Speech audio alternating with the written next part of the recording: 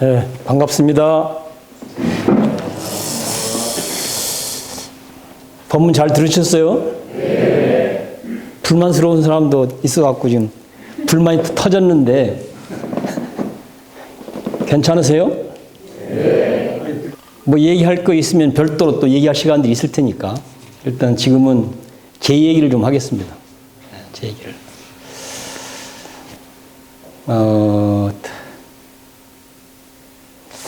향봉 스님께서 나한테 직접 묻는 방식의 얘기를 할 줄 알았더만 그렇게는 안 하시네요. 그렇게는 안 하니까 내가 향봉 스님 물은 것에 답하는 방식의 얘기하기는 적절하지가 않을 것 같네요. 그러면 이제 제가 생각하는 불교 이야기를 간단하게 드릴까 싶습니다. 많은 부분 전 뭐 향봉스님과 견해를 같이 하는 것이 있고요. 많은 부분 견해를 같이 하는 것이 있는데 다만 이제 표현이라든가 이런 것들이 이제 기질 따라 나타나는 기질 따라서 그냥 내 기질하고는 좀 달라요. 이제 향봉스님 기질하고는 이제 그런 게 좀 다르고 또 한 가지는 어쨌든 종교의 상업화라고 하는 문제는 아마 종교가 시작된 이래 오늘까지 늘 있었던 문제들이죠. 어디서나.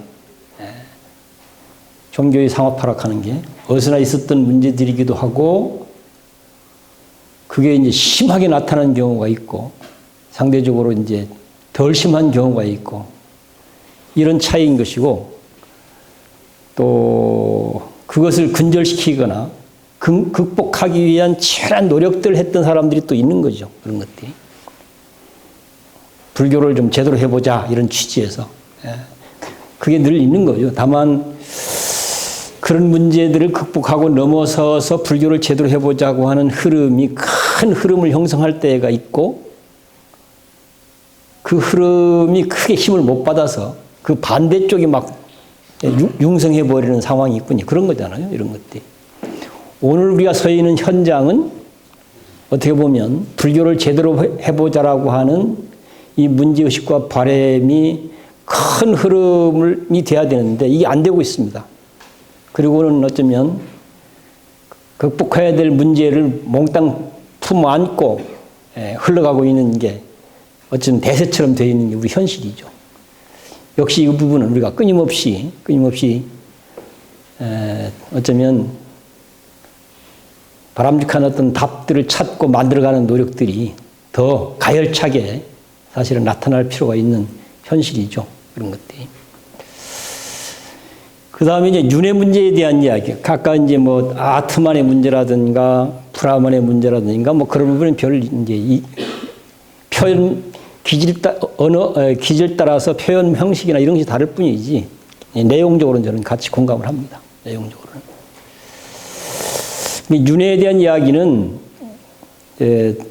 제가 지금 그래도 나는 불교를 이렇게 생각해. 이렇게 얘기하는 내용이 아까 향봉스님 말씀 중에도 나왔는데 저는 그보다 좀 더 단순화시켜서 어떤 얘기를 하냐면 이건 뭐 초기 경전이라고 얘기하는 뭐 니까야나 아함 쪽에 정형화되어 있는 내용인 거잖아요. 나의 진리는, 나의 가르침은 함께 대화를 나누면 말을 알아들을 수 있는 사람이라면 누구나 바로 이해할 수 있는 내용이다. 바로 실현될 수 있는 내용이다. 바로 경험될 수 있는 내용이다. 바로 증명될 수 있는 내용이다. 이게 나의 가르침이고 나의 진리다. 이렇게 되어 있죠.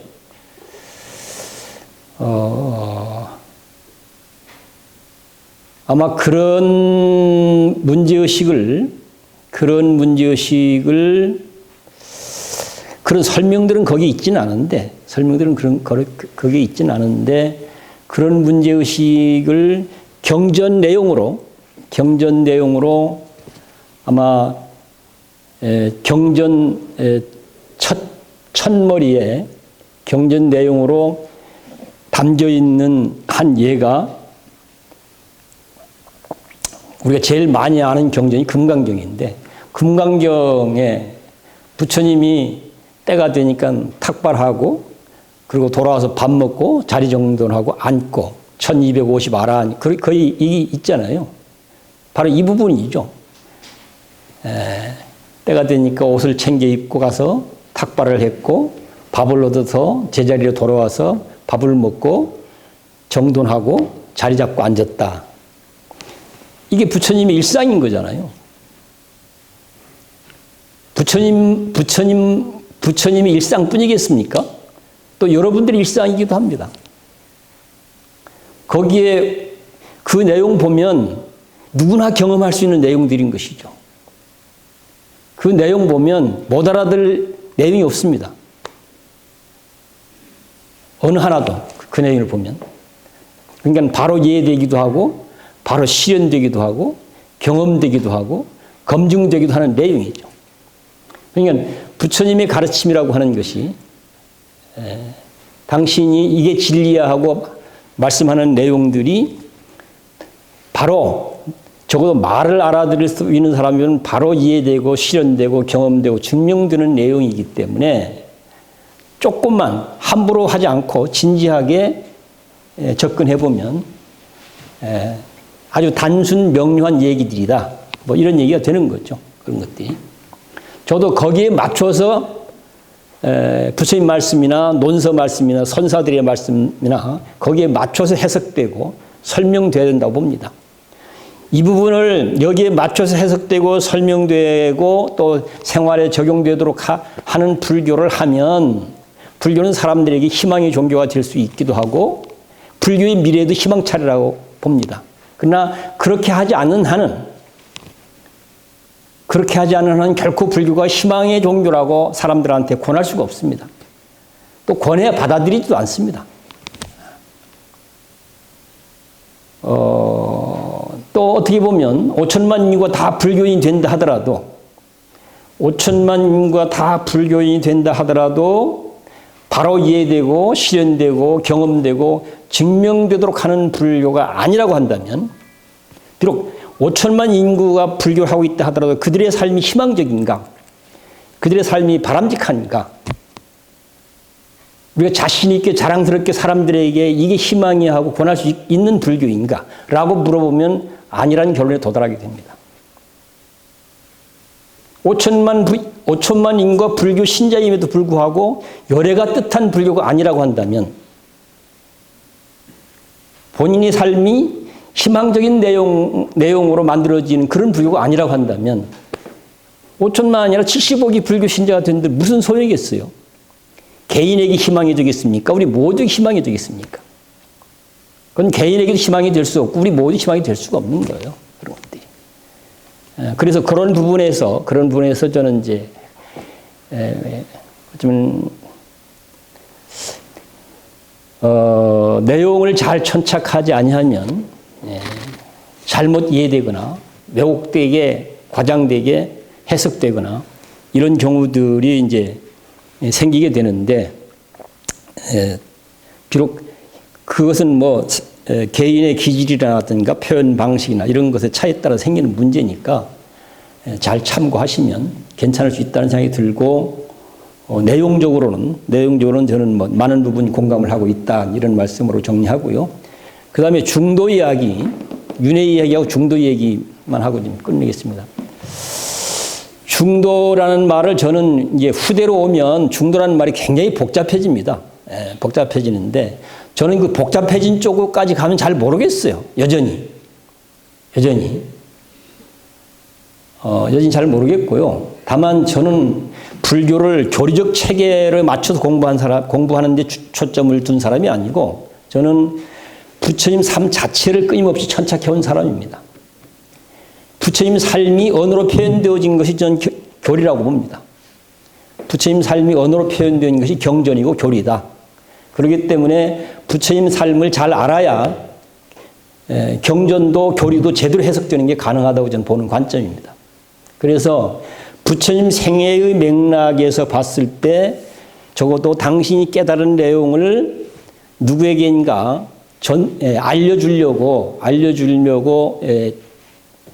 알려주기 위한 노력을 하게 되는데 그 첫 장면이 초전 법륜이죠. 5 비구를 상대해서 법문하죠. 거기서 첫 번째 언급된 것이 자네들하고 나하고 같이 참선 수행도 했고 고행 수행도 했다. 왜냐하면 그 시대에는 그게 최고의 길이라고 얘기되고 있었기 때문에. 근데 해보니까 아니더라. 참선 수행도 답이 없었고 고행 수행도 답이 없었다. 그래서 내가 해보니까 그거는 잘못된 길이더라. 가서는 안 될 길이더라. 그건 버려야 된다. 그 친구들은 지금 10달 타고 같이 참선 수행을 하다가 실당사가 10달 타가 참선 수행을 포기를 할 때 같이 포기를 한 거죠. 그리고 고행 수행을 선택해서 같이 고행 수행을 했던 거예요. 근데 고행 수행도 이제 포기를 하는 거잖아요. 포기하는 걸 보고 실망을 한 거죠. 다섯 친구들이. 변절됐다, 타락했다, 뭐 이렇게 실망한 거죠. 실망해서 시달타를 비난하고 떠나버린 사람들이지 않습니까? 비난하고. 그 친구들을 만나서 자네들하고 나하고 그 경전에 있는 내용은 아니지만 실제 상황을 우리가 앞뒤를 이렇게 꿰맞춰보면 나하고 자네하고 같이 했던 선정수행도 고행수행도 거긴 답이 없대. 그건 갈 길이 아니야. 가봐야 이익이 없어. 도움이 안 돼. 내가 해보니까. 그러면 그 두 가지를 버리고 뭘 했는가? 중도의 길을 나는 발견했어. 이렇게 얘기하고 있거든요. 중도의 길을 발견했고 중도의 길에서 천착해보니까 연기의 세상이라고 하는 것을 알게 됐다. 연기의 실상을 알게 됐다. 지금 이렇게 설명하고 있거든요. 그래서 적어도 깨달음을 이룬 다음에 부처님이 하신 말씀을 요약해보면 첫 번째는 그동안 알고 믿었던 것이 쉽게 얘기해서 내 머릿속에 있는 지금 지식과 신념들이 그거 위험하다. 잘못된 게 너무 많다. 이거 함부로 따라가면 큰일 난다. 이 얘기를 첫 번째 하고 있는 거예요. 잘못됐다는 사실을 알고 잘못됐다는 사실을 첫 번째. 두 번째, 중도의 길이 답을 찾는 바람직한 길이야. 이게 두 번째 얘기입니다. 그 다음에 세 번째가 중도의 길을 가보니까 거기에는 뭐가 있는가? 브라만 있지도 않고 아트만 있지도 않고 연기가 있다. 이런 얘기를 한 거죠. 부처님 깨달음을 요약하면 이 세 가지입니다. 네 머릿속에 있는 지식과 신념 그거 아니야. 하나. 그리고 저는 중도라는 말을 현장에 직면하는 태도를 중도라고 하고 있다고 저는 보고 있습니다. 현장에 있는 사실에 직접 대면하는 것. 이걸 전 중도라고 표현하고 있다고 저는 보고 있습니다. 요거는 이제 향복 스님이 말씀하신 것하고는 공통점도 있고 어떤 지점은 조금 더 얘기를 해서 정리해야 될 부분이 있다고 저는 보고 있습니다. 그래서 저는 그렇다는, 왜냐하면 뒤에 가서는 잘 모르겠어요. 뒤에 가서 복잡해진 거는. 그렇지만 부처님 생애에서 파악되어지는, 부처님 삶 자체에서 파악되어지는 맥락을 보면 중도라는 말이 그렇게 복잡한 얘기가 아니다. 그런 얘기인 것이죠. 아까 이제 향봉스님도 중도를 얘기하면서 뭐 주로 현장, 그리고 순간, 지금 여기 현장, 지금 여기 순간, 이걸 중심에 놓고 있지 않습니까? 동서남북을 얘기할 때도 그렇고, 또, 뭐예요, 지금, 줄타기 얘기할 때도 그렇고, 늘, 뭐, 과거는 이미 아니야, 미래도 아니야, 지금 여기 순간, 뭐, 주로 거기에 중심에 놓고 중도를 설명하고 있기 때문에 제가 현장에 있는 사실에 직면하는 태도를 중도라고 표현했다는 말하고 저는 뭐 잘 만날 수 있다는 생각이 들어요. 그 부분이. 설명 방식은 좀 다르지만 그런 것들이. 이 부분을 참고할 수 있도록 좀 설명을 한 가지 더 소개를 해보면 저는 간디라고 하는 인물의 삶을 불교적 언어로 표현한다면 어떻게 표현할 수 있을까? 했을 때 부처님을 전 그렇게 했어요. 책 제목대로 있네요. 부처님은 일생을 어떤 삶을 살았는가? 중도의 삶을 살았다. 부처님의 삶을 깨달음 이후의 삶을 한마디로 표현하면 어떤 삶일까? 중도의 팔정도행을 생활화한 것이 부처님 일생이었다. 전 이렇게 정리를 하고 있습니다.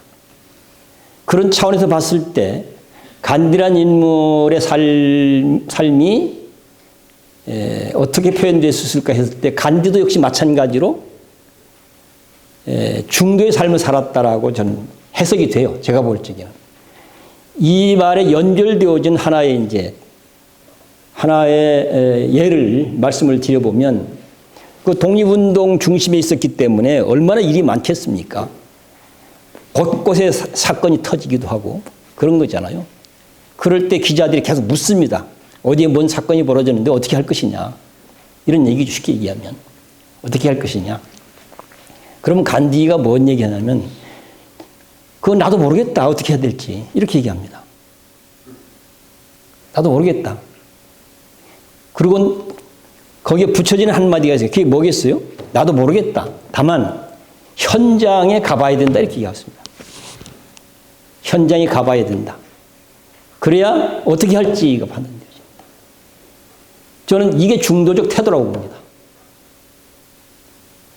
현장에 직면하지 않고 하는 얘기는 결국은 어떻게 보면 우리의 관념의 장난이라고 할 수도 있는 거죠. 다. 이런 현상은 부처님 생애에서는 물싸움 말리는 장면을 떠올리면 연결된다고 봅니다. 두 부족이 물 때문에 싸움이 붙었을 때 그것을 해결하기 위해서 현장으로 가게 되죠. 현장에 가서 누가 옳으냐 그러냐 이렇게 묻고 있지 않습니다. 물이 더 중요한가 사람 목숨이 더 중요한가를 묻습니다. 그렇게 해서 그 문제를 어쨌든 잘 풀어서 다시 정상적으로 사이좋게 평소처럼 삶을 살게 만드는 이런 얘기죠. 그래서 중도란 말은 저는 부처님 생애의 맥락에서 제 나름대로 정리한 내용은 지금 설명드렸던 그런 것이고 향봉스님이 말씀하시는 중도는 대승불교 쪽하고도 좀 연결되어지는 그런 입장인데 그럼에도 불구하고 과거도 아니고 미래도 아니고 지금 여기 그런 측면에서는 공통점도 있다는 생각이 듭니다. 그 다음에 윤회에 대한 이야기인데요. 우리 대부분 불자들은 윤회는 있어 이렇게 믿고 살고 있습니다. 윤회 안 믿으면 그건 불교 아니야 이런 생각을 가진 사람들도 많기도 하고요. 그런데 제가 파악한 것으로서는 부처님의 윤회가 있다 없다 이런 식 설명을 한 경우를 전 본 기억은 별로 없어요. 엄청 많습니다, 현존에. 뭐 있을 수 있겠죠. 내가 그렇다는 얘기예요. 내가. 엄청 많아요. 그러니까 이건 내 얘기래요, 내 얘기. 내가. 윤회설에 관한 이야기들이 설화적인 요소들 이런 것들이 많이 경전에 있다고는 그거는 맞습니다. 근데 윤회가 있냐 없냐 이런 식으로 얘기된 경우는 전 기억이 없어요. 제가 본 기억은. 윤회설이 경전에 없다 이런 얘기가 아닙니다. 윤회에 대한 이야기 경전에 많이 들어 있습니다. 달아 있는데 윤회가 있냐 없냐라는 측면에서 얘기된 경우는 전 본 기억이 없어요. 제가 볼 적에는. 다만 그런데 어쨌든 그 시대에는 윤회라고 하는 부분이 어쩌면 지상의 진리처럼 사람들한테 인식되고 있을 때인데 거기에 대한 부처님의 입장은 뭘까? 그런데 있다 없다 이런 식 얘기하는 경우는 난 못 봤거든요. 그래서 제 나름대로 천착을 하고 부처님이 윤회에 대해서 어떤 태도를 취했을까? 어떤 태도가 보이진 않는데 그럼에도 불구하고 그것에 대한 어떤 태도는 분명히 있을 거라는 생각이 든다는 얘기죠. 왜냐하면 그때는 윤회 얘기를 안 하고는 얘기가 안 되는 판이거든요. 그 시대 사람들 윤회 얘기를 계속 하고 사는 사람들이기 때문에 안 할 수가 없거든요. 그럼 그 태도가 뭘까 했을 저는 무아사상이라고 저는 봅니다. 그러니까 윤회에 대한 가장 강력한 입장은 저는 무아론이라고 봅니다. 가장 강력한 입장. 무아가 뭡니까? 윤회하는 주체로 명시되어지고 있는 아트만이라고 하는 게 없다 지금 그 얘기인 거지 않습니까? 아무것도 없다 얘기가 아니잖아요. 무아사상이라고 하는 게. 아트만이라고 하는 게 존재하지 않는다 지금 그 얘기하고요. 그래서 있다 없다에 대한 이런 관점에서 그 문제를 다루는 건 제가 본 바로는 지금 기억이 없는데 그럼에도 불구하고 윤회설에서 부처님이 갖고 있었던 기본 태도는 뭘까 하고 봤을 때 바로 무아사상이 윤회설에 대한 가장 강력한 또는 확고한 부처님의 입장이었다라고 저는 이제 보고 있습니다. 따라서 윤회설을 얘기한다 하더라도 그렇다면 아트만은 존재하지 않는다는 기조위에서 유네설 얘기가 돼야 되는 부분이죠. 예. 윤회하는 주체가 없다는 입장에서 유네설 얘기가 돼야 된다는 얘기죠. 그런 것들. 지금 부처님 말씀들을 그 생애의 맥락에서 이렇게 짚어보면, 그래서 지금 향봉심이 저 윤회 없다는 얘기 때문에 분분한 얘기들이 있어요. 분분한 얘기들이 많은데, 또 한 가지 거기에 곁들이는 것은 이제 그 얘기하는 과정 속에서 이제 제 얘기가 언급이 되니까, 도법스님에 대한 언급이 되니까 나한테 와서 물어보는 사람들이 있어요. 향봉심 윤회가 없다는데 스님 생각은 어때요? 이렇게 묻는 사람들이 있어요.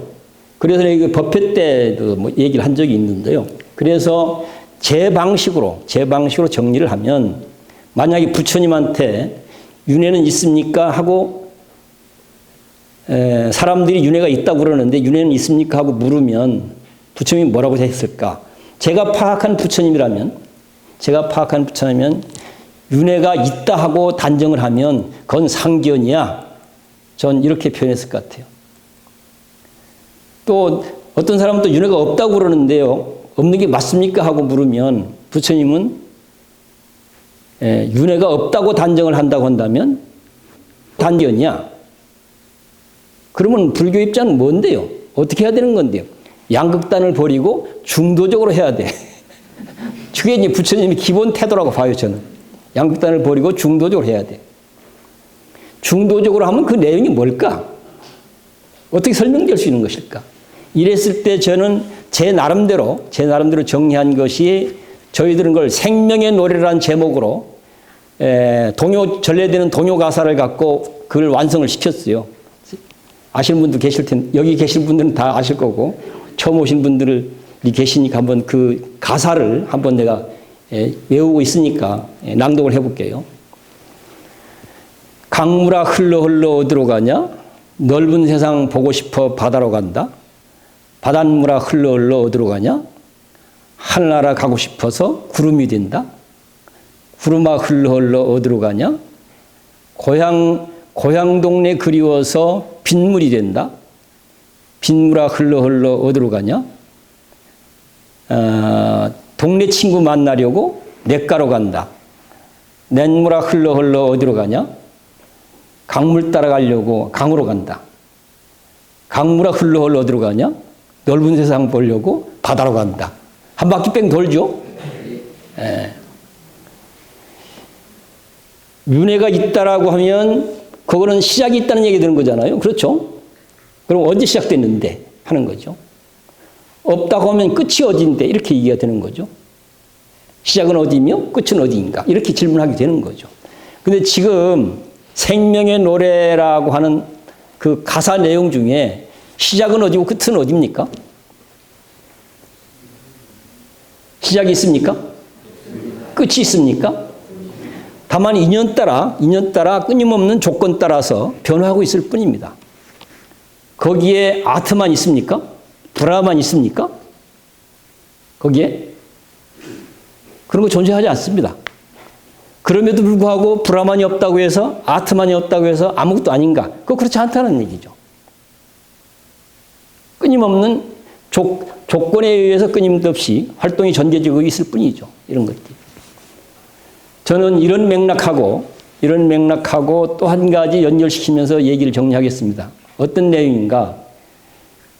물론 대승불교 발언 속에 곳곳에서 만나는 내용인데, 그 중에서도 나홍 스님의 발언으로 알려져 있는, 절에 가면 아침마다 축원을 합니다.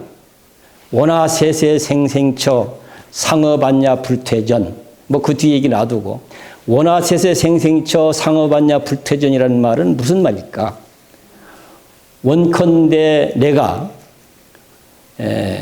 뭐 태어나고 또 태어나고 뭐 이런 얘기, 원하세세 생생처라는 말이 태어나고 또 태어나고, 그러니까 매 순간순간 영원히 매 순간순간 이런 얘기거든요. 원하세세. 그러니까 영원히 매 순간순간 나는 반야 바라밀의 길을 가겠노라, 이런 얘기입니다. 반야 바라밀의 길에서 한치도 물러서지 않고 그 길을 당당하게 가겠습니다. 왜 그런가? 그것이 정법의 길이기 때문이다.